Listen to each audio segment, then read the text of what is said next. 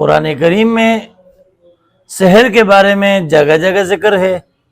لوگ پوچھتے ہیں کہ آیا یہ جادو کی کیا حقیقت ہے اور جادو کے کیا نقصانات ہیں؟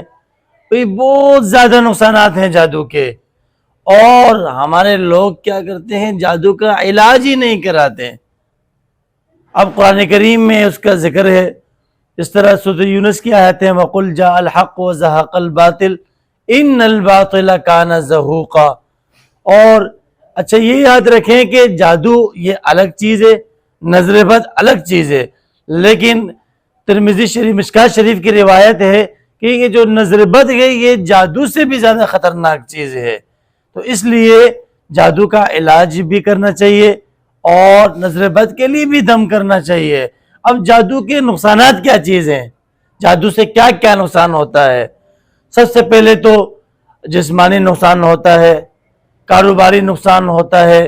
یہ جو بڑی بڑی بیماریاں آپ دیکھ رہے ہیں، سب سے بڑی بیماری کیا ہے جس کے بارے میں ڈاکٹر آزاد کہتے ہیں کہ اس کا علاج ہی نہیں ہے، یعنی کینسر۔ بھئی کیوں ہوتا ہے؟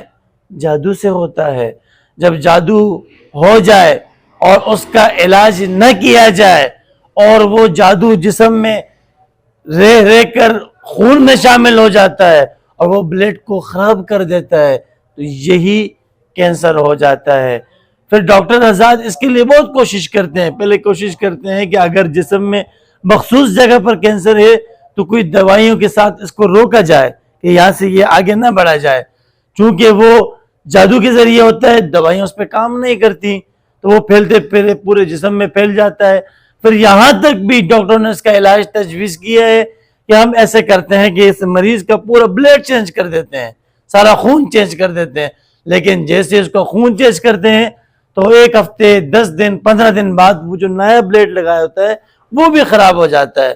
تو معلوم یہ ہوا کہ پہلا خون جادو سے خراب ہوا تھا۔ جب تک اس کے جسم کے اندر جادو رہے گا تو چاہے یہ بلیڈ چینج کرے تب بھی اس کا کینسر نہیں ختم ہوگا اور بار بار خراب ہوتا جائے گا۔ اسی طرح اور بڑی بیماریاں ہیں، شوگر ہے۔ اب شوگر کیا چیز ہے؟ اس کا تعلق بھی جادو سے ہے، یہ بھی جادو سے ہوتا ہے۔ اب جادو کے ذریعے جنات کو بھیجا جاتا ہے، انسان پر مسلط کیا جاتا ہے، تو اسی طرح انسان کے جسم کے اندر ایک مقام ہے جس کو کہتے ہیں لبلبہ، اور اس چیز کا کام ہوتا ہے جسم کے اندر مٹھاس پوری کرنا، اور جو بھی انسان میٹھی چیز کھاتا ہے تو مٹھاس کو یہ جذب کرتا ہے۔ پھر جسم میں کہاں کہاں ضرورت ہوتی ہے یہ اس کی مقدار کے مطابق جسم کو مٹھاس دیتا ہے۔ لیکن جب جادو ہو جاتا ہے، جادو کے ذریعے جن مسلط ہو جاتا ہے تو انسان کا لبلبہ بند ہو جاتا ہے۔ پھر انسان جو بھی میٹھی چیز کھاتا ہے تو وہ انسان کے جسم میں پھیلتا ہے، تو جس کی وجہ سے کیا ہو جاتا ہے؟ شوگر ہو جاتا ہے۔ جب ہم ڈاکٹروں کے پاس جاتے ہیں تو ڈاکٹر آزاد بھی یہی کہتے ہیں کہ اس کا کوئی علاج نہیں ہے، البتہ اس کو کنٹرول کیا جا سکتا ہے۔ اب وہ کنٹرول کس طریقے سے کرتے ہیں؟ وہ اسی طریقے سے کرتے ہیں کہ وہ ویکسین لگاتے ہیں جس سے جسم کے اندر کرواہٹ پھیل جاتی ہے اور وہ کنٹرول ہو جاتا ہے۔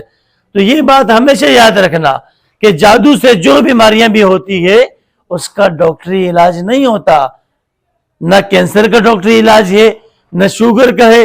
اسی طرح فالج اٹھا لو اور اسی طرح ہارٹ اٹیک اٹھا لو، تو یہ ساری بیماریاں جس کا تعلق جادو سے ہوتا ہے۔ ہاں اگر اس کا ہم روحانی علاج کریں، جس طرح قرآن کریم میں اللہ تبارک و تعالی نے فرمایا کہ وَنُنَزِّلُ مِنَ الْقُرْآنِ مَا هُوَ شِفَاءٌ وَرَحْمَةٌ لِلْمُؤْمِنِينَ۔ اگر ہم قرآن کی طرف آئیں گے اور ان بیماریوں کی شفا اور علاج قرآن سے تلاش کریں گے تو ہمیں کینسر کا بھی علاج مل جاتا ہے، ہمیں شوگر کا بھی علاج مل جاتا ہے، ہمیں ہر جسمانی اور روحانی تمام بیماریوں کا علاج مل جاتا ہے۔ ہاں اگر کسی کو کینسر ہے تو اس کا بھی انشاءاللہ علاج نیکسٹ ویڈیو میں آپ کو بتا دوں گا الگ، اور اسی طرح شوگر کے لیے بھی میں آپ کو علاج بتاؤں گا۔ جادو کے بہت سارے نقصانات ہیں، اور اکثر لوگ آگے یہ بھی پوچھتے ہیں کہ نقصانات ہر بندہ بتا رہا ہوتا ہے لیکن علاج کو نہیں بتا رہا ہوتا۔ پہلی بات تو یہ کہ علاج تو ہم بتا کے تھک جاتے ہیں لیکن لوگ کرتے نہیں ہیں۔ بہرحال ہماری کوشش یہ ہو کہ ہم مختصراً سا علاج بتائیں تاکہ ہر بندہ کرنے والا بن جائے، اور کچھ چیزیں ایسی ہیں کہ اگر وہ اپنے معمولات میں آپ رکھ لیں تو آپ اس جادو جیسی نحوست سے آپ بچ سکتے ہیں۔ اور کچھ وظائف میں بتا دیتا ہوں، آپ اس کی پابندی کریں اور میری اجازت کے ساتھ آپ وہ کریں۔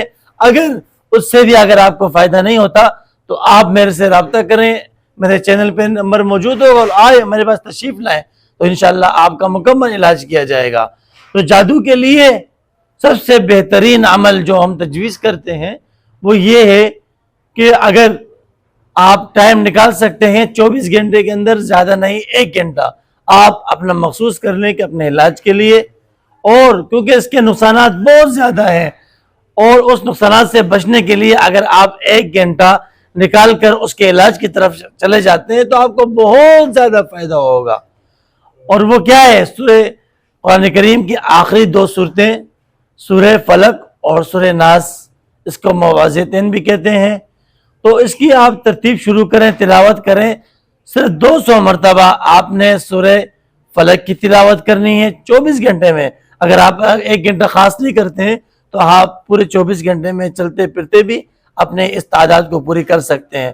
اور 200 مرتبہ سورہ ناس، یہ ایک عمل ہے، یہ آپ 41 دن تک بلا ناغہ کریں تو انشاءاللہ آپ کو بہت فائدہ ہوگا۔ اگر کسی کو یہ مشکل لگتا ہے تو وہ آیت الکرسی کا بھی صبح شام کریں، اور درود شریف صبح شام پڑھیں 3 دفعہ، اور اس کے ساتھ منزل پڑھیں، اور منزل پڑھنے کے بعد آٹا، نمک، چینی، پانی، یہ چاروں چیزیں دم کریں، اور یہ دم والی چیزیں اپنے استعمال میں رکھیں تو انشاءاللہ اس سے بھی بہت زیادہ فائدہ ہوگا۔